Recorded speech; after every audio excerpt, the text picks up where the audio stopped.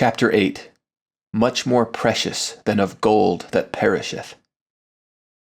Let's quickly review what we've discussed in this book. Truth is universal, eternal, and independent. Like a tree, all components of truth are subdivided into layers, all connected through a central trunk. Much of truth is observable on the surface by its evidences or leaves and fruit.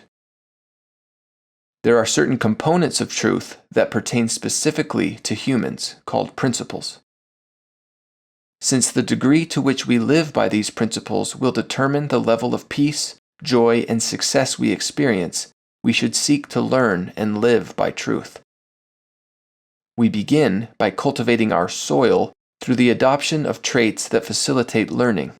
These include humility or open-mindedness, confidence in the freeing power of truth, self-compassion, curiosity, patience, and prayerfulness. Since bits of truth have been imparted to men, women, and children throughout history, we should surround ourselves with idea-inspiring, living influences, such as living books and other living media, recreation, and social interactions. Ideas from these living influences will enter our hearts and minds. They act as witnesses and serve as potential seeds upon which we may experiment to determine if they are, in fact, components of truth. This experiment is conducted by planting the seed in our hearts. We are to exercise a particle of faith in the idea, meaning we begin to act as if it were true with a sincere inclination to believe, rather than a passive leaning towards skepticism. Then, using observation and reason, we discern any signs or witnesses that appear. Has believing and acting on this seed begun to enlarge my soul, enlighten my understanding, and be delicious to me? Based on the results of this experiment, we can determine whether the idea we tested is closely aligned with truth.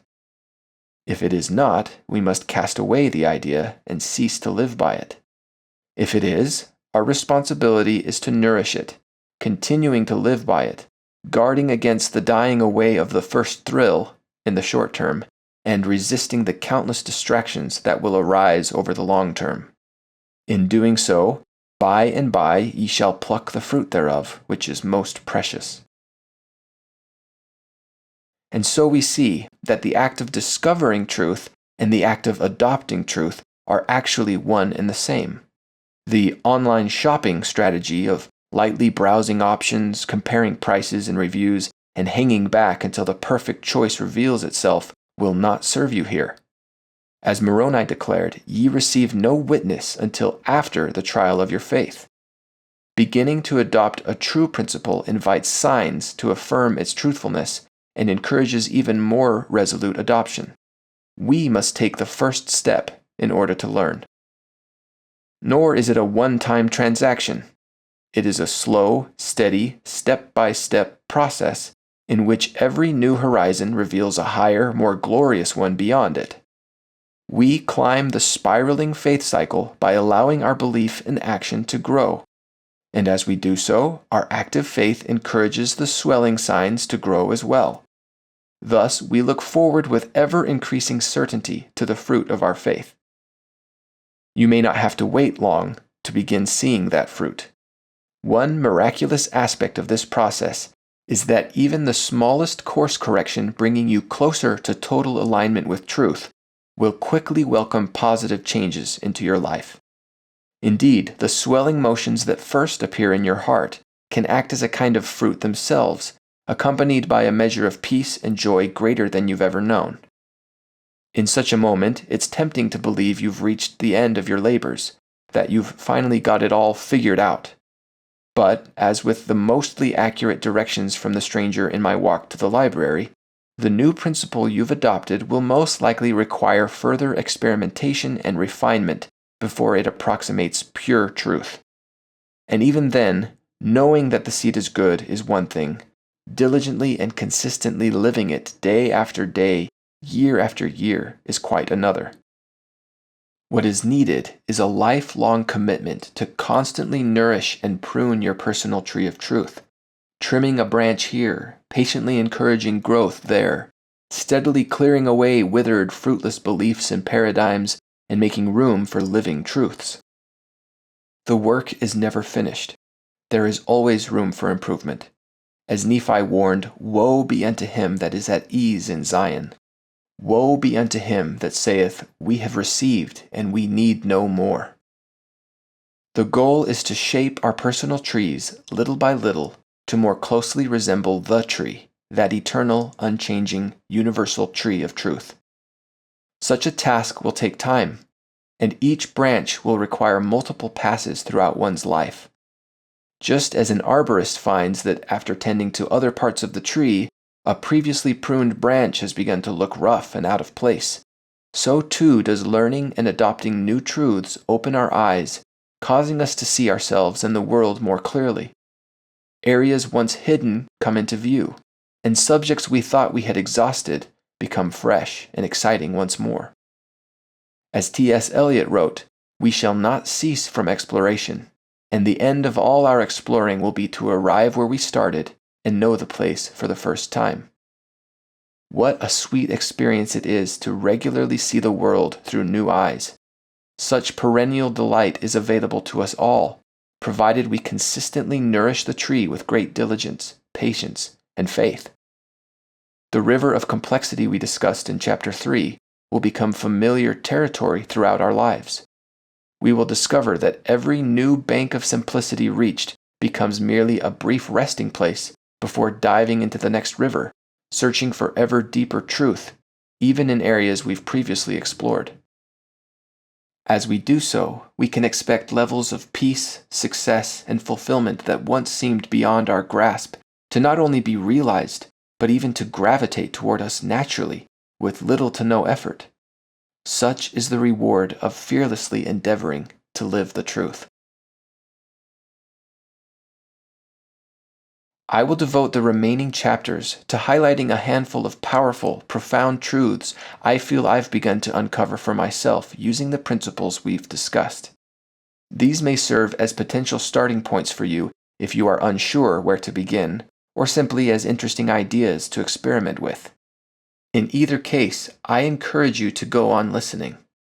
I believe each idea can aid you in your search for truth and bless your life as they have mine. Before moving on, though, allow me to address a few final important points about experimenting with truth. 1. You cannot invent profound truths. Throughout this book, I have tried and failed to avoid using the word new in connection with truth, so as not to mislead anyone into thinking new truth can exist. Truth was not created or made, neither indeed can be, but has always existed and always will. As C.S. Lewis wisely noted, the human mind has no more power of inventing a new value than of imagining a new primary color, or indeed of creating a new sun and a new sky for it to move in. The purpose of experimenting upon the Word isn't to invent special personal truths, but to uncover the already present prehistoric fossil so we might see it clearly and emulate it in our lives. As you embark on this excavation, you may be surprised, and possibly disappointed, to find that many of the eternal truths you discover won't surprise you. They'll be the same time-tested principles which have been discussed for millennia.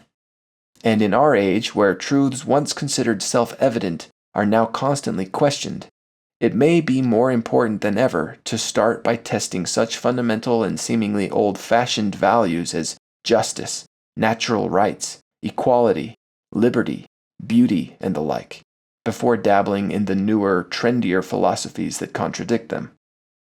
I suspect that if we could see truth in its entirety, we'd be astonished by how simple it actually is, that many of its most essential precepts were taught to us as children, and that we've since overcomplicated it with our own notions and theories. For that reason, I introduce 2. You must unlearn what you have learned. Yoda. More often than not, the most significant and consequential trials of your faith will involve letting go of long-held beliefs rather than introducing new ones. In many cases, the empowering truths are already present in your heart, but they are weighed down by dead, faulty assumptions.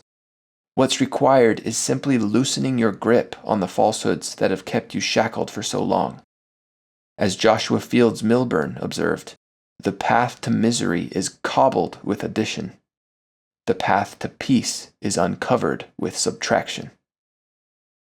Rather than immediately experimenting with new, exciting values, you might benefit from first taking a careful look at the ideas you've held so long they've become commonplace and invisible, like the landscape passed every day on your commute. Under scrutiny, do any of these long-standing beliefs seem out of place, inconsistent, or unhelpful? If so, that may be a better starting point. I recognize this is easier said than done. Letting go often stirs fear and uncertainty. If that is your experience, I wish to remind you of the liberating power of truth as we discussed in Chapter 3.